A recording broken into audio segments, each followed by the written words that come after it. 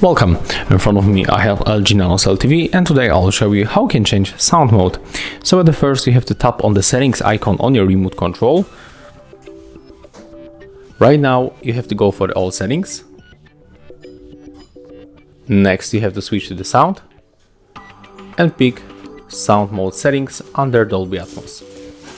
So just tap on it once, and right now we can find the sound mode right here, so tap on it.